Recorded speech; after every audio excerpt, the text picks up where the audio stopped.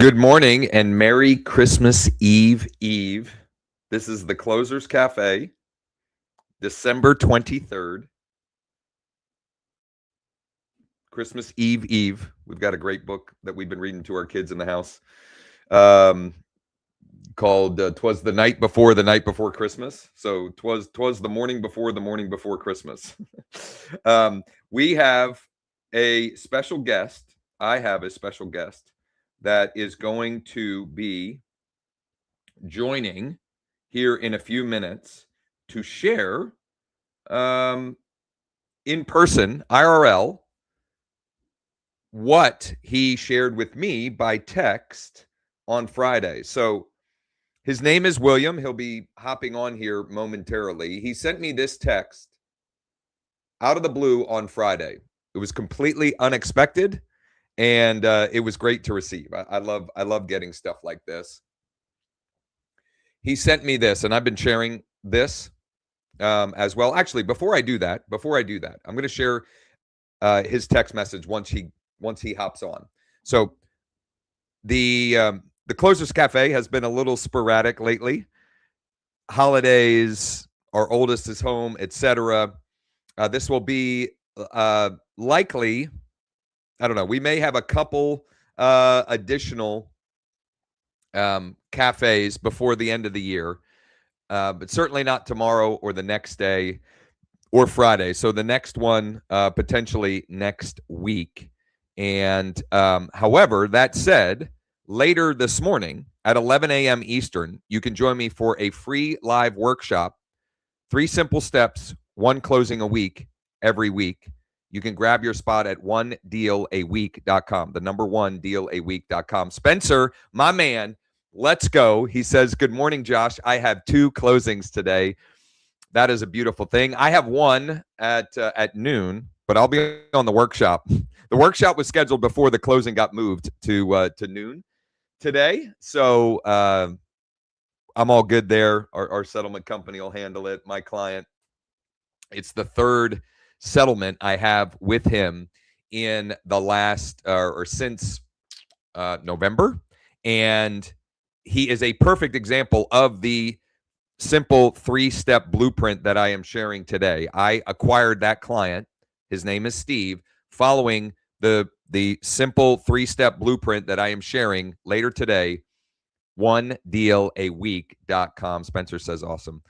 Spencer, feel free to share in the comments where those closings came from. In other words, was it well, I'll use the analogy from the workshop. Was it from being a shepherd, a farmer, or a fisher, or a hunter? Where did those closings come from? It's always nice to close out the year on a high note, for sure.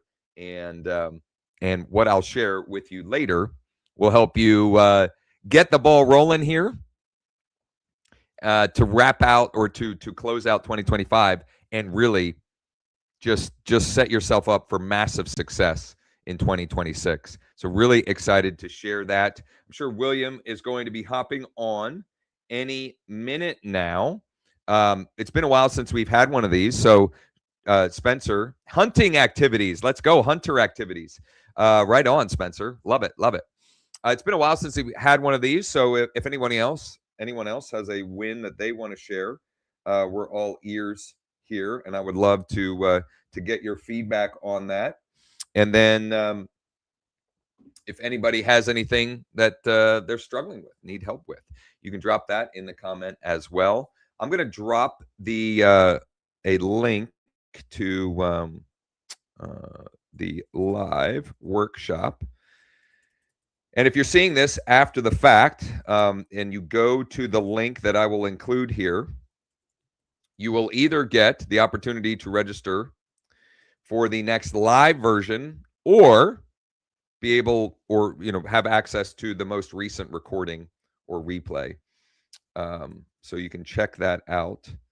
And let me get that in the chat. And we should have William here any minute. I think I don't know if he had an appointment, sales meeting, something along those lines. So drop that link in the chat for those who aren't already registered and want to join me for the free workshop. So let me tee this up.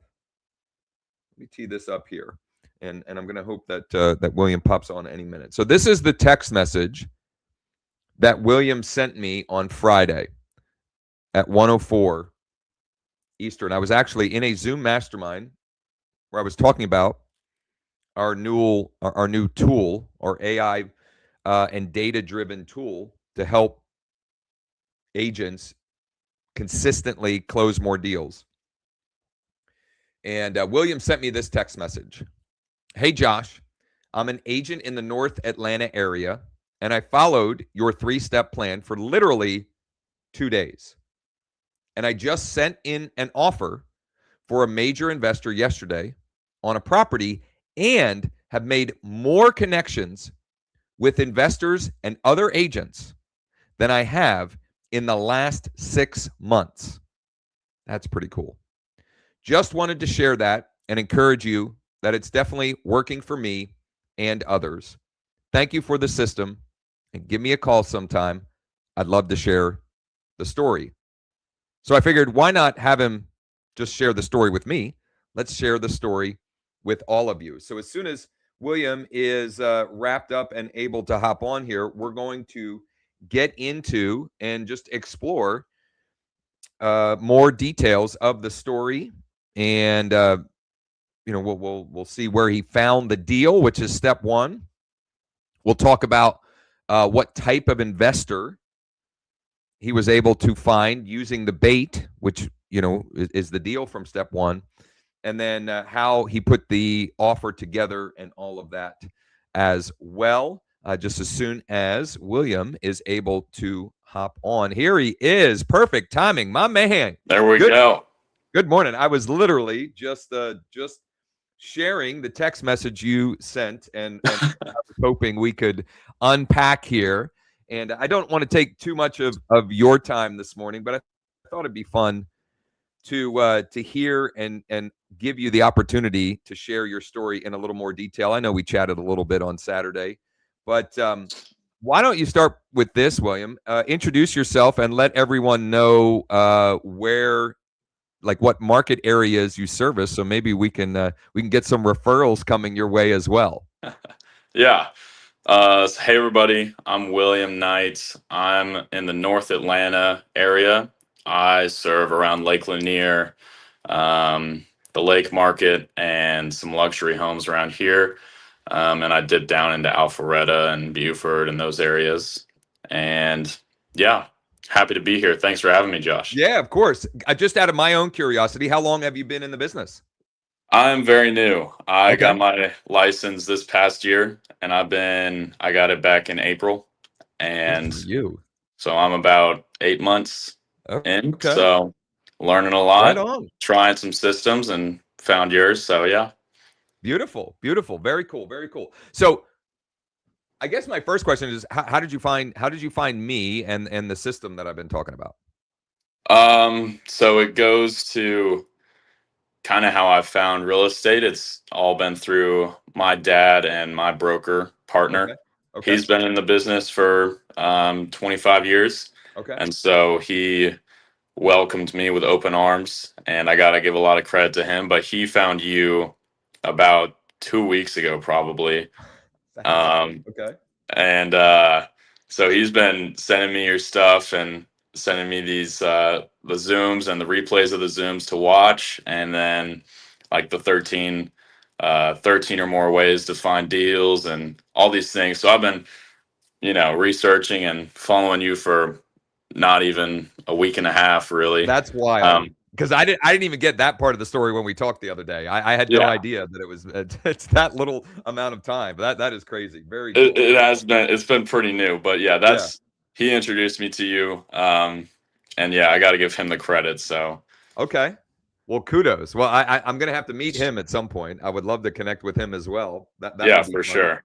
I wish I could have had him on here, but yeah. And did you? I don't know if you said the name of the brokerage. It's North Realty, Georgia. North Realty, Georgia. And your dad is the managing broker? Is he the... He's a broker there. He's not the managing broker. Okay, gotcha. Very cool. Yeah. Very cool. Okay. All right. So I'm curious, like what was the thing that got you from information like intake mode to actually taking action? Because I've been doing this kind of stuff for quite a while. I've been in the business for quite a while. And I know that that can be a disconnect for people where it's like information, but nothing will happen unless you do something or take action. And clearly you did in a very short period of time. Do you recall, like, was there something specific? Was it an aha? Was it just like, the ability to suspend any disbelief? Like what got you from info to action? Yeah, so that's been that disconnect, which I think I've made that mistake in the past where I just gather all the information and then I get information overload Yep. and, information paralysis, and I don't do anything with it. And so I've tried to learn to not make that mistake. So with other things, I just try and throw myself into it, even with sometimes when I don't have enough knowledge and I should be a little more well learned on the subject. But so for this, I did some research, and then the real thing that set me off was how you described calling the agents first, and just that's like if that's your first thing in the morning, you get up and you're calling at 9 a.m. and you're finding those deals. That's like an easy intro to your workday, because like you say, it's a lot easier to talk to people who want to, they want to sell the house, they want to give you the details. Totally. So Totally. So yeah. A couple of things that you unpacked there. Number one, I'll hit them in reverse order. So for those of you that don't know, one of the things that the three-step process is we find a deal, we use the deal as bait to find buyers, and then we either make an offer on that deal or we go and find off-market deals for the person that we found in step two. And so step one is finding a deal. The easiest place to start is on market. The sellers have already raised their hand and said, I want to sell this property, and the listing agents are going to welcome your phone call. If they've got a property that they've been trying to sell and it hasn't sold, it's been on the market for 30, 60, 90 days, whatever, it went from something where they thought they were getting paid to now they're wondering if they were ever get paid. And so when you call about that property, they're going to welcome your call. It's going to be an easy conversation. I have a structure and a format of questions to even ask on the call, but it's really not that hard. Just ask questions and shut up, because they'll talk and they'll give you the deals. And so it's like going to the gym and starting with a warm up, right? The hardest step is getting to the gym. The next is like to get started with the workout. And then by the end, you're like, wow, that was great, right? But we got to actually get in motion. And that is a low friction way to get to get some reps and get conversations going as well. Man, there was another thing in there with the process that I wanted to double back on, but maybe it'll come back to me. You mentioned the doc that I have, which anyone, if you want that Google Doc with the 13 or more ways, I don't know what's in there. It's like 15 or something like that. You can drop a comment below or DM me or text me. Or when you join me on the webinar, we give you a copy there as well. Do you remember for this particular, the offer that the property that you ended up offering? I guess a couple of questions.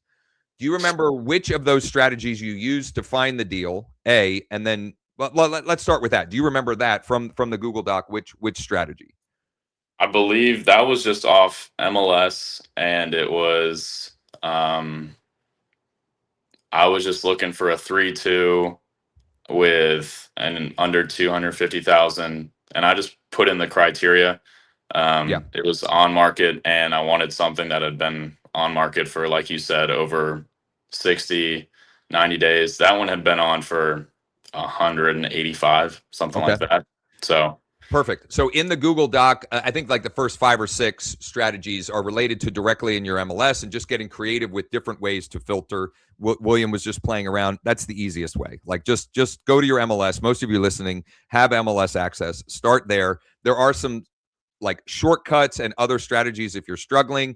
Live today, later, I'm going to demonstrate. I'll find a deal in some random attendee's market using some of the portals and other strategies in there because I won't have direct MLS access. But if you have the MLS, just start there. So that's great. I did remember what I was going to say.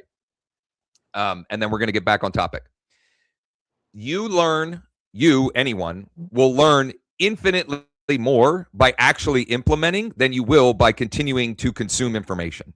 And this is such a simple idea, but you can read 10 books on how to sell more real estate. You will learn way more from putting in 10 weeks of actually trying to sell real estate, right? So like information is enough to create the spark, but the only way to then make the connections in your own market and for your personality, et cetera, is to actually take action. So I just share that as a way to say kudos to you for not just like going down the information rabbit hole and just like looking for more. You found something that clearly seemed to resonate and just took action. So good on you.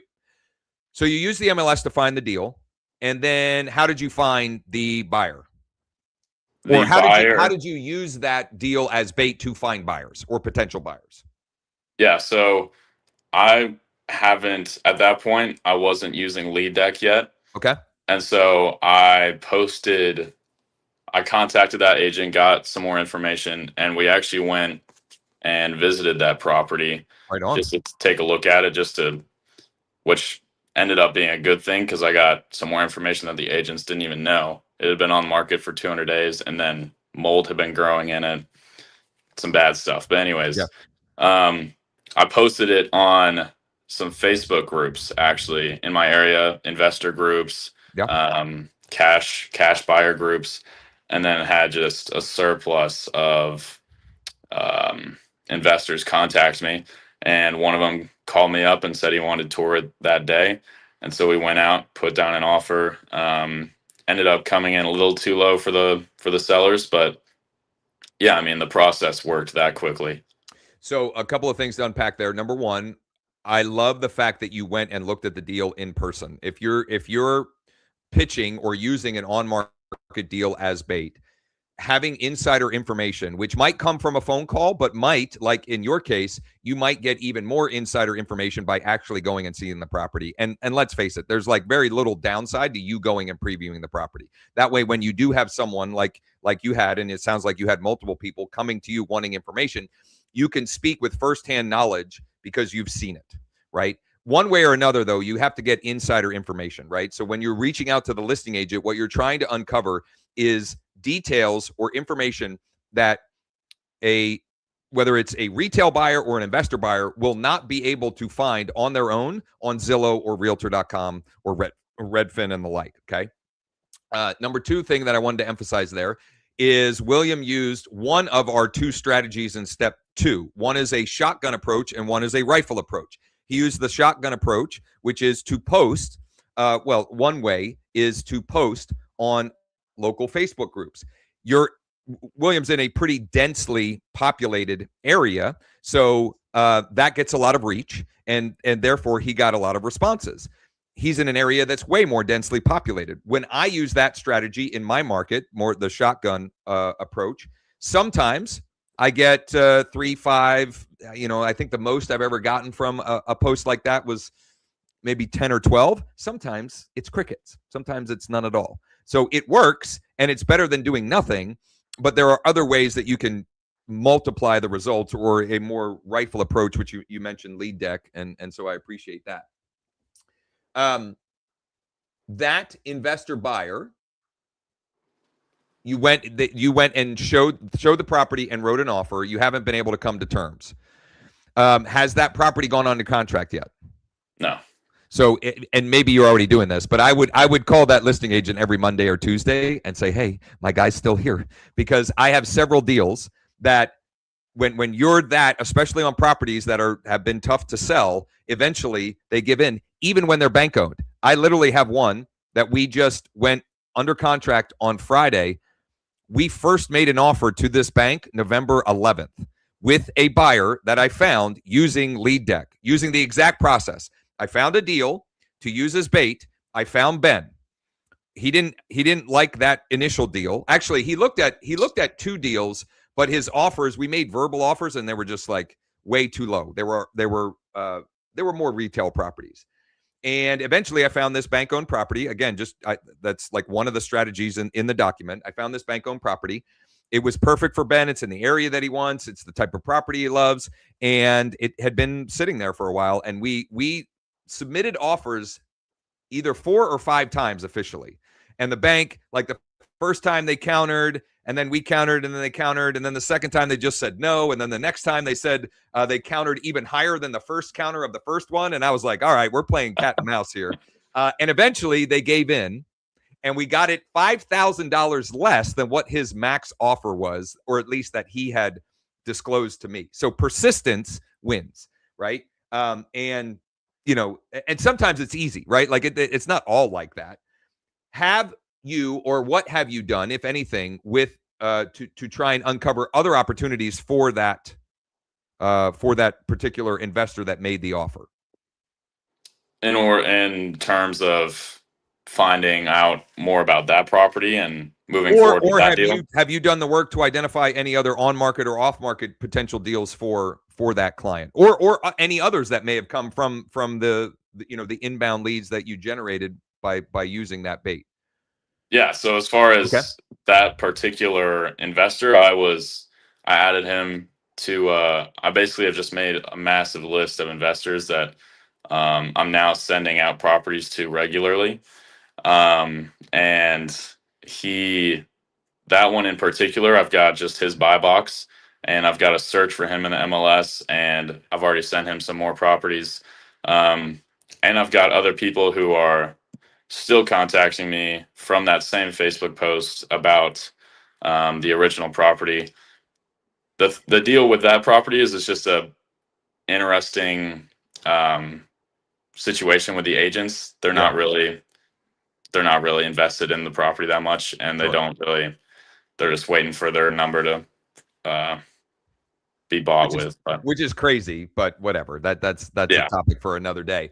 So a couple more questions, and because I don't want to take too much of your time here, and we've got the workshop in less than 90 minutes now. But I guess I would ask, how did you find the conversations with the investor buyers? In other words, what did that sound like? Was it hard? Was it, anything that might help, folks who are thinking about following this process, or maybe already are? I would say the key, as soon as they contacted me, and I'm sure through Lead Deck, you have their numbers. The key, I would say, is to get them on the phone and actually have a conversation. Because they were all contacting me and they just wanted the info on that one listing. Right. What we want and what I wanted was their buy box and what they're looking for overall, because I was pretty sure that deal wasn't going to be the best fit. And like you say, don't get attached to one deal and think, that's going to be the one. I was sure that 95% sure no one was going to buy that one. I just wanted to create conversations and opportunities through that to create relationships to find them other deals. Totally. Conversations, right? It's the number one KPI. If you want to close more deals, there's very little getting around it. It doesn't always have to be a phone conversation, but it has to be some kind of conversation. I think getting them on the phone, getting investors on the phone, generally speaking, is easier than the typical retail buyer or seller. They're more ready, willing, and able to have those conversations. And also, I've done deals with people that most of the communication happened by text or by DM, right? So you can still communicate value and ask good questions and get good information, because there is a certain, percentage of the population that they just don't like the phone. They just don't want to, meaning like talking on the phone. They'll have a conversation, but they just don't like that for whatever reason, right? Okay, so you've not even been licensed a year. You are taking action. It sounds like you're making progress, and you're starting to build you're starting to build an asset. So you've got this list that you're building and growing, which is all great. Where do you go from here? What is your plan or goal or target for 2026? My goal as far as working with the investors would be to continue to build that list, and then really hound out the off market, all those deals, find those, send them to them regularly, and just follow up. And then, I mean, we have a lot of goals for 2026. I could go on for days about that, but yeah, Well, to I just guess let me ask one direct one, which is I think you have some sense around, like for transactions. What's your transaction goal for 2026? You personally? my goal it would be to do 2 a month, so Yeah. around 24 for the year. I just from this conversation and what you've got going on, I think it would be a major upset if that didn't happen. And it may you may realize after Q1 that it might make sense to up that number. And it may not too, because each person's goals and businesses are unique, and I'm not one that thinks that everybody has to be trying to do a deal a week or 2 deals a week or 100 a year or whatever. But the beautiful thing about this system and our business is you can focus on effective, efficient work and be paid very nicely without having to put in an endless amount of hours. Now, there are lots of people out there who are doing that, but it's because they're chasing every shiny object, and they're trying to be all things to all people, and do too many Yeah. things all at the same time. So, um, William, this was great. I really appreciate you taking the time and sharing your story, and being willing. I don't know how much. I don't know if you've ever done anything like this before, but I know that can be uncomfortable for some folks as well. So I appreciate you leaning into that as well. Is there anything else that would be you know um, good, powerful or interesting to share with anybody who's checking this out either live or after the fact? I think to just stay consistent and disciplined. That is the key to really anything. Consistency. Yep. You could stick with it for 1 week and maybe get one deal out of it. That'd be awesome. But then never touch it again, and it never had a real impact on you or anyone else. So stay consistent, um, be resilient, and yeah, Well, something will come your way. yeah, systems and habits are greater than goals and activity or even motivation, right? So creating the systems and the habits that will naturally yield the results or the target that you're after. I've found that is the best way to get, whether it's a business goal, a financial goal, a fitness goal, or whatever. Building systems and habits is drastically increases the likelihood of success. William, this was great. I really appreciate it. I'm Yes. excited to see how things work and roll out for you here in 2026. If you have questions, if you get stuck, if you need help with anything, let me know. And I would love to. I'd love to connect with with your dad as well. I'm grateful that he introduced you to what we're doing here. And once again, I said this to you in my initial reply to your text. Kudos for taking action, because life rewards the action takers, and especially when it comes to real estate, money follows speed and time kills all deals. So the faster you implement, the more likely good stuff is to happen. And you can't steer a parked car, right? You got to get in motion, and then you can create some direction.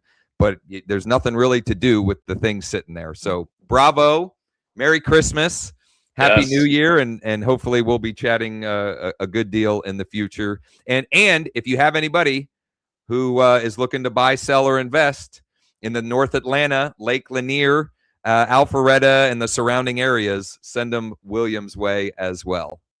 100%. Thank you, Josh. Thanks for having me, and thank you for being so genuine and just transparent about what you're doing on here. I don't see a lot of people like that, and that's why I sent that text. I wanted to encourage you. So I thank you appreciate for that. having me. I Yeah. appreciate that. Thanks, William. Merry Christmas.